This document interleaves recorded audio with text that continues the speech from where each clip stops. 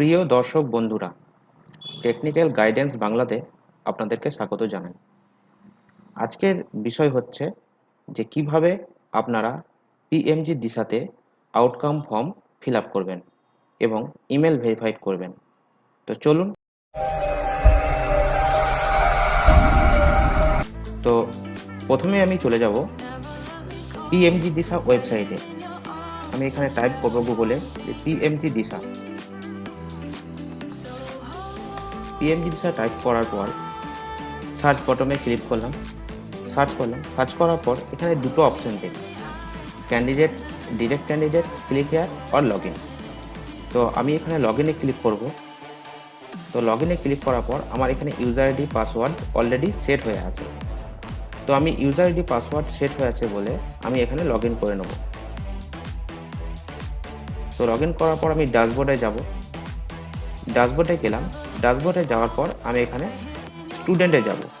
তো স্টুডেন্টে যাওয়ার পর আমি দেখে নেব ভিউ অল স্টুডেন্ট। তো আমি দেখে নেব যে এখানে আমার একটা স্টুডেন্টের ইমেল ভেরিফাইড নেই।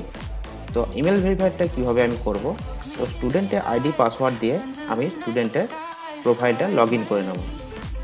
তো ইমেল ভেরিফাইড করার জন্য আমি প্রথমেই স্টুডেন্টের প্রোফাইল যেটা আছে, পিএমজি দিশা প্রোফাইল, যেটা আমার সেন্টার অ্যাকাউন্ট থেকে ক্রিয়েট করা ছিল, সেখানে আমি লগ ইন করলাম। তো লগ ইন করার পর আমি ড্যাশবোর্ডে যাব।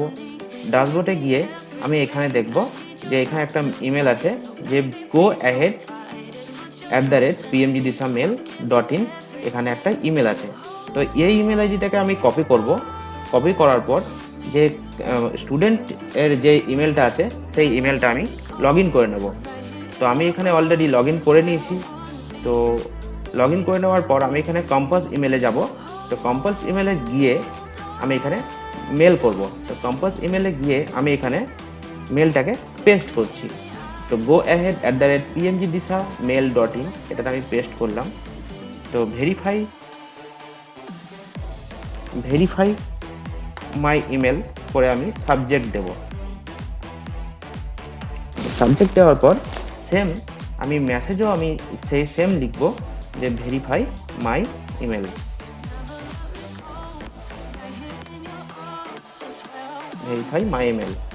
এটাকে আমি সেন্ড করে দেব। সেন্ড করে দেওয়ার সঙ্গে সঙ্গে এটা সেন্ড হয়ে যাবে। আপনারা দেখুন, এটা সেন্ড হয়ে গেছে। এটা সেন্ড হয়ে গেছে। সেন্ড হয়ে যাওয়ার পর আমি এবার যে স্টুডেন্ট আছে, স্টুডেন্টের প্রোফাইল আবার ফিরে আসবো। তো ড্যাশবোর্ডে ক্লিক করব। ড্যাশবোর্ডে ক্লিক করার পর এখানে আমার কোনো আর মেসেজ শো করছে না। দেখুন এখানে কোনো মেসেজ আর শো করছে না যে ভেরিফাই ইমেল বা কিছু এরকম কোনো মেসেজ আর শো করছে না, কারণ ইমেলটা ভেরিফাই হয়ে গেছে। তো এইভাবেই আপনারা ইমেল ভেরিফাই করবেন। তো এবার আপনাদেরকে দেখাবো যে কীভাবে আউটকাম ফর্ম ভরতে হয়। তো আউটকাম ফর্ম ভরতে গেলে আমি আমার সেন্টার যে লগ ইন আছে সেই লগ ইনে ফিরে যাব। লগ ইনে ফিরে যাওয়ার পর আমি এখানে ভিউ অল স্টুডেন্টে আমি ক্লিক করব। দেখুন এখানে যে ইমেল ভেরিফাইড যেটা আছে, তো ওটা ইমেল ভেরিফাইড হয়ে গেছে। এখানে দেখুন ইমেল ভেরিফাইড হয়ে গেছে। তো এটা হলো। এবার আমি এখানে স্টুডেন্ট আউটকাম ফর্ম কীভাবে ফিল আপ করবো সেটা আপনারা একটু মন দিয়ে দেখুন। তো আমি যে আউটকাম ফর্ম আছে স্টুডেন্টের, সেই আউটকাম ফর্মটা ভরা এখন দেখাবো। তো আউটকাম ফর্মটা ভরতে গেলে আপনাদের 5টা ট্রানজ্যাকশন করতে হবে, ডিজিটাল ট্রানজ্যাকশন। তো ডিজিটাল ট্রানজ্যাকশন আমার অলরেডি করা আছে, আমি করেছি।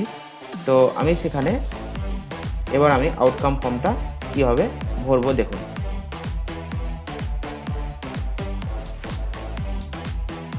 তো স্টুডেন্ট আউটকাম ফর্ম আমার চলে এসেছে। তো আমি দেখুন এবার আমি কীভাবে ভরি। তো আমি এখানে সবগুলোই ইউপিআই আইডি চয়েস করব। সবগুলো আমি ইউপিআই আইডি দেব। তো আপনারাও সেই মতো ইউপিআই আইডি দেবেন, যেমন যার ট্রানজ্যাকশন তেমন তিনি দেবেন। ইউপিএস ট্রানজ্যাকশন হলে UPS transaction, UPI ID transaction হলে ইউপিআই আইডি ট্রানজ্যাকশন দেবেন। তো এখানে নো করবেন, এই অপশানটা নো করবেন, এই অপশানটা নো করবেন, আর এইটা ইয়েস করবেন। ইয়েস করার পর আপনি এখানে এটাও ইয়েস করবেন। সরি, এটা নো করবেন। যদি আপনি এটা ইয়েস করেন তাহলে আপনাকে caste certificate number, domicile certificate number সমস্ত কিছু এখানে ইনপুট করতে হবে। তো এখানে এটা নো করবেন। নো করার পর আপনি এখানে বলবেন, লিখছে যে হ্যাভ ইউ ব্যাঙ্ক অ্যাকাউন্ট।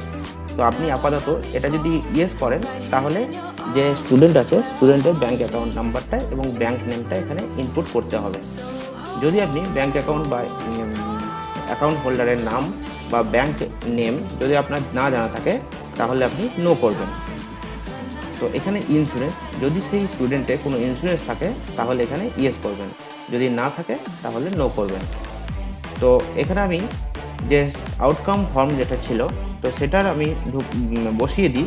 আমি অলরেডি পেমেন্ট করেছি ইউপিআই আইডিতে। তো আমার ট্রানজ্যাকশন নাম্বার যেটা আছে ইউটিআর ট্রানজ্যাকশন নাম্বার সেটা আমি এখানে দিয়ে দিই। আমার কোন ব্যাংক থেকে ট্রানজ্যাকশন হয়েছে, আমার এটা পেটিএম থেকে ট্রানজ্যাকশন হয়েছে।